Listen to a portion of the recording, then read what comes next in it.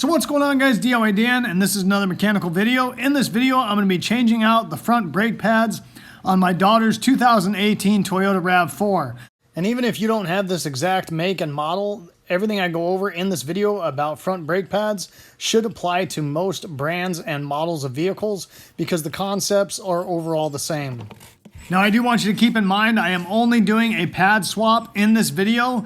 However, I am going to go over real quickly how to go ahead and change those rotors when I get to that point in this video, in case you need to do that. The reason I didn't feel the need to replace the rotors was because my daughter just recently purchased this RAV4, and it only had 30,000 miles on it. And we didn't really have any concerns about the brakes as far as how they were operating. We were just getting that squealing noise notifying us that we were getting low on pad life. So if your vehicle has any chattering, vibration, shaking of the steering wheel, or pulling from one side to the other, this might need additional repairs that are not covered in this video. However, I am going to go over why some of those things can happen while I'm going through this step-by-step instructional guide on how to replace these pads, along with helpful tips and easily made mistakes. So let's get to it. So the first thing I'm going to go over is how to tell if you might need brake pads on your vehicle. There are 3 easy ways to do this. The most common way to tell is if you start hearing a squealing sound when you're braking. That usually is a wear indicator telling you do have worn out brake pads. And you do want to make sure you get those brakes changed out before you get to a growling noise, because most likely that growling noise is metal on metal from your pads being completely gone, and you will take out your rotors. The next way to do this is just grab a flashlight and try and look through the wheels of your vehicle and see if you can see the brake pads. When the wheels are nice and exposed like these are, it is usually pretty easy to see, and you can always have somebody just drive it forward a little bit to get a better view. You can also stick your phone and put it on video and stick it through a spot in the wheel to get a better view as well. And the third way is a much simpler way, is pop the hood and look at your brake fluid level. If your brake fluid level is down towards the minimum line, most likely you've got some pads worn out, because as those pads wear down the material, it takes more volume of fluid in the piston of the caliper to compensate for that, and therefore you start losing volume in your reservoir. Now, this only works if you have not been adding brake fluid to your reservoir as it gets lower, obviously, but the only time you should really be adding fluid to your reservoir is if you have a leak in your brake system, and if that's the case, you need to get that fixed anyways. So originally I ordered these brake pads off of Amazon. When I got them, I opened the package up. It seemed to be the right parts, so I started the installation. However, once I started putting them on the vehicle, I noticed that they were a little shorter than the ones that I took off the vehicle. And the reason I noticed that is because those brake pads were shifting back and forth about 1/4 of an inch in the brake caliper bracket. Now, the reason I mention this is these were really close to the same size, but just a little bit off. And if I would have ended up not noticing this, I could have had a chattering in my brakes and wondering what's going on after I replaced them. So anytime you get parts, whether it's from Amazon or any other auto parts supplier, make sure you check and make sure the parts are identical to each other before going to put them on your vehicle, so you don't have any problems with possibly returning them. Now, we did end up returning these parts to Amazon without a problem, and I did send them with one of the old pads so they could see the difference, because from what I could tell, from what I ordered, they were supposed to fit. I ended up going to AutoZone and got these Duralast Gold brake pads. They're a lifetime warranty, so if I ever have a problem with them, I can return them, and they were the correct ones for this vehicle.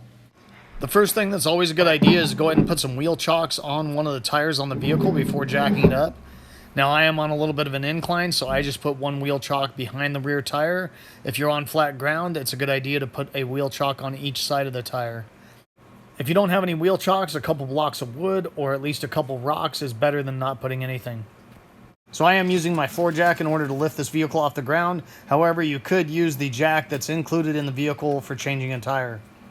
Now, because we are going under the chassis or frame of the vehicle, the chassis itself is going to lift up a little bit before the tire starts moving off the ground. The lifting point that is recommended in the owner's manual is right here. However, that lifting point is made for the jack that comes with the vehicle in order to change out the spare tire, which fits on that lifting point perfectly because it was made for it. Since I was using a floor jack, I did not want to lift it from that point because I have seen those get bent. I actually went and lifted it from the frame of the vehicle. The lug nuts on this vehicle are 21 millimeter. I did not have that, so I used a 13/16, which is the standard equivalent to that 21 millimeter, and my impact in order to remove those 5 lug nuts.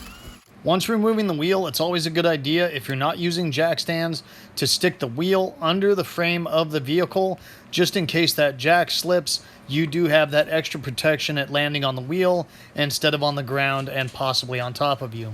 This is just a good practice to get into, even if you are using jack stands, in case one of those jack stands slips as well. So in all my previous brake jobs I've ever done, I've always just jacked it up and left the wheel straight.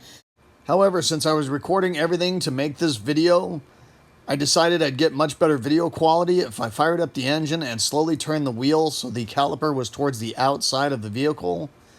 After realizing how much easier this was in order to change these brakes out, once letting this side down, I turned the wheel to the other side before jacking the other side up, and this made everything much easier to work on. And as a practice, I'm probably going to put into play for every brake job that I'm doing on the front end of any vehicle from here on out. Using my 3/8 impact and a 14 millimeter socket, I removed the 2 caliper bolts, then lifted the caliper off of the brake pads and set it up basically on top of the rotor. You might want to use a zip tie or a coat hanger or something to hang that there so it doesn't fall. While you're doing this, make sure you don't twist that brake line. Basically, you just want to make sure the way you set it up and held it in place up there is the same way you put it back. If you twist that brake line accidentally and install it, the brake pressure of the master cylinder will push past that twist in the line, but then the fluid will not be able to return, and you will start pulling to one side or the other with the vehicle when you apply the brakes. Usually the easiest way to remove the pads from the caliper bracket is to leverage the top of the pad away from the rotor first, and then go ahead and slide them out. I like to keep these pads in order as far as what was on the inside and what was on the outside, because sometimes they will have a wear indicator on one side and not the other, or one pad will be a little different than the other, so it's just a good idea to keep track of them. Now at this point, if you did have any bad vibration or shaking of the steering wheel, this is a sign of warped rotors. This commonly happens when people ride their brakes, or another way this happens is if you're going down steep hills very often and you ride those brakes all the way down that hill. That can get the rotors way too hot and tend to warp them, and that's why you get that shaking or vibration in the steering wheel. A way to prevent this, if you're going down steep hills all the time, is to get on the brakes kind of hard, then let off those brakes for 10 to 15 seconds to allow those rotors to cool down, and then go ahead and get on them hard again if necessary, instead of a constant gradual heating up of the rotor by staying on the brake the entire time.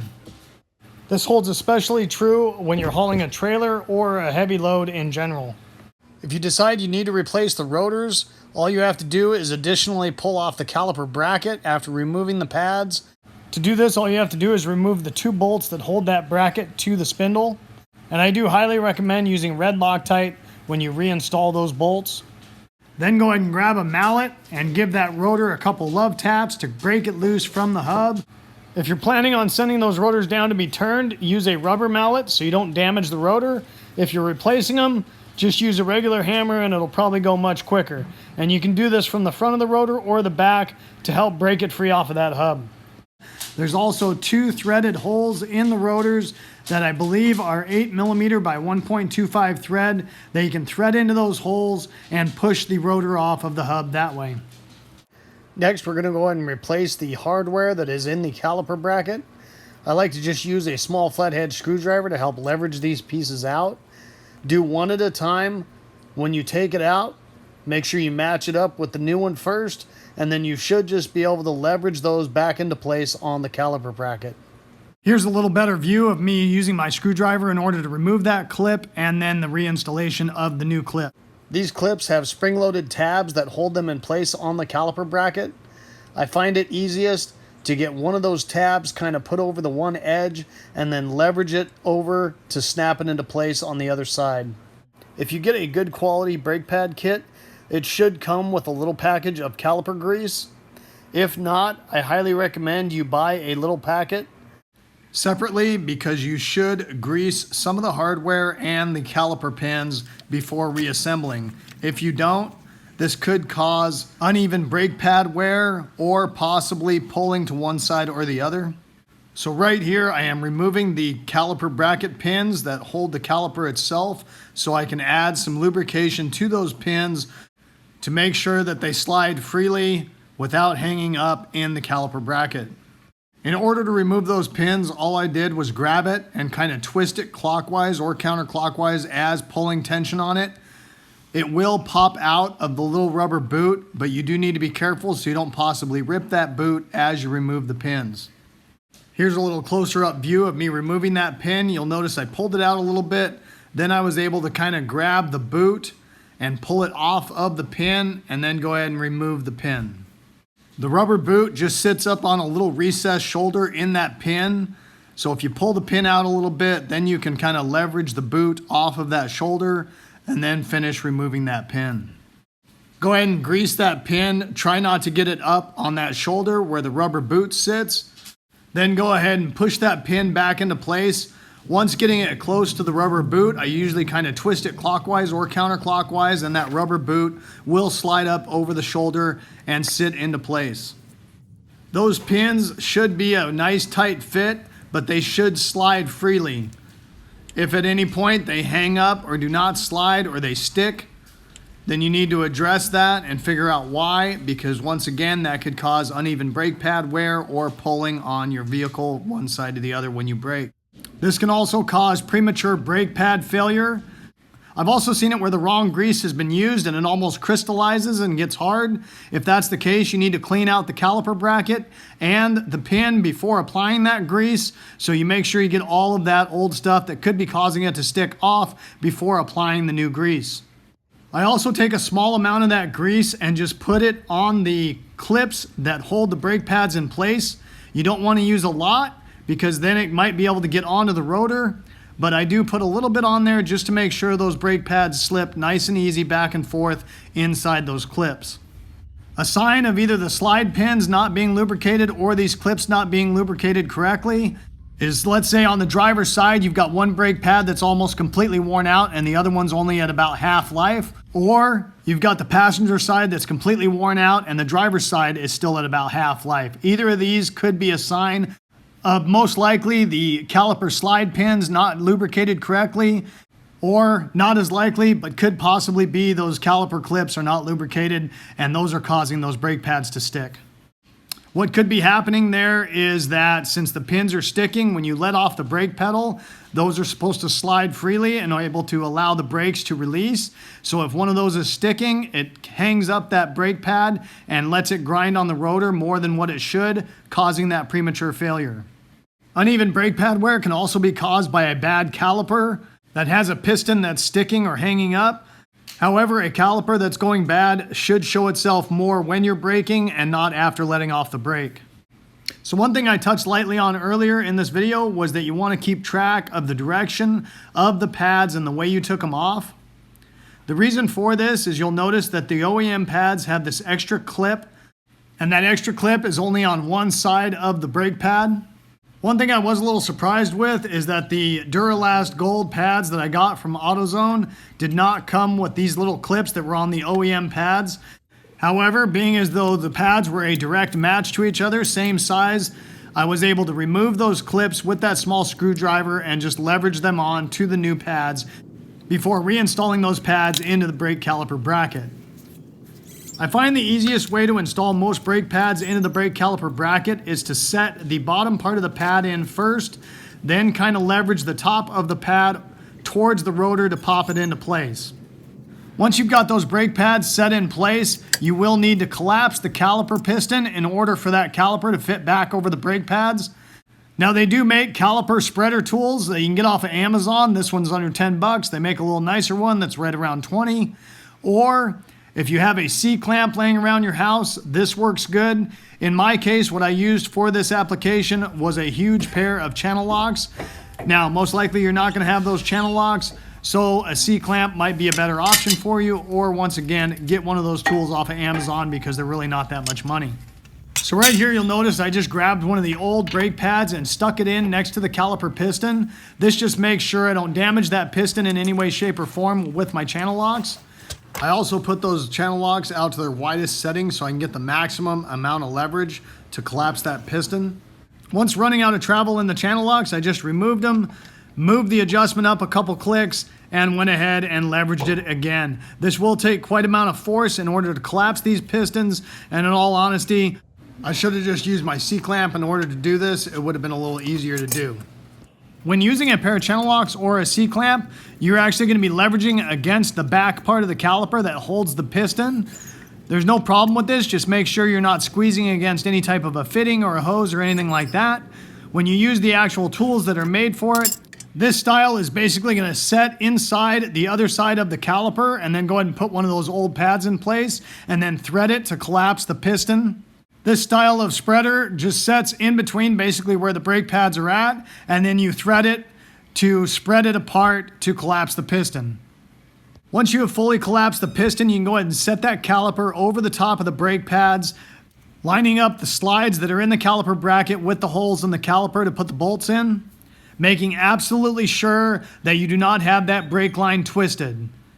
Now, I do use red Loctite on these caliper bolts, and the reason for that is I've seen somebody install them and they backed off. The one bolt came completely out of the caliper and the other one was just barely holding on by a couple threads. Every time they stepped on the brake, the caliper was flipping back and hitting the inside of the wheel. So this is just a safety precaution that I take by using the Loctite to ensure these are not going to back off.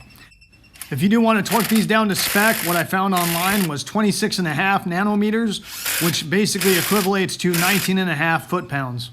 I just used my little 3/8 impact to tighten these down with that red Loctite, and I've never had one back off on me in the 25 plus years that I've been in this field. When tightening down the caliper bolts, you do need to make sure that as you're tightening it down, it's not just spinning the caliper pin. If so, you need to hold that using a wrench or a pair of pliers to make sure that it is fully snugging down tight. Right here, I'm just checking to make sure that brake line doesn't feel like it's tight or twisted in any way, shape, or form before putting the wheel back on the vehicle.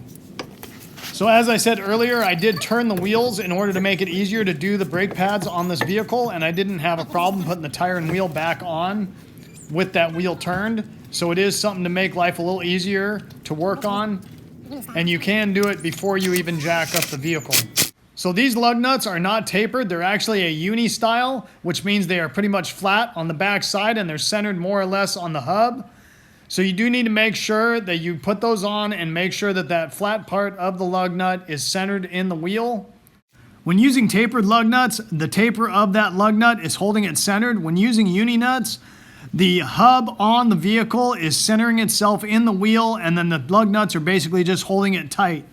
Once you've got all the lug nuts in place and you've verified that those lug nuts are in the wheel correctly, you can go ahead and tighten those down in a star pattern. If you do want to tighten these down to torque, from what I found online, it is 76 foot-pounds. I'm just using my 1/2-inch impact. I always go around in a star pattern and then go ahead and check them one more time to make sure they're all tight. Now, being as though I'm a little backed up and editing my videos, it has been a couple months since we have slapped these pads on this vehicle, and so far we have had no issues, no vibrations, no chattering, no squealing or anything like that. So far so good. Hopefully you guys did enjoy this video and it gave you some good information. If so, make sure you hit that like button and subscribe to my channel if you haven't already. I'd really appreciate it. The whole concept of my channel is to give you guys the most information in the least amount of time as possible so I don't waste your time. And I hope to see you next time. Have a good one. Later.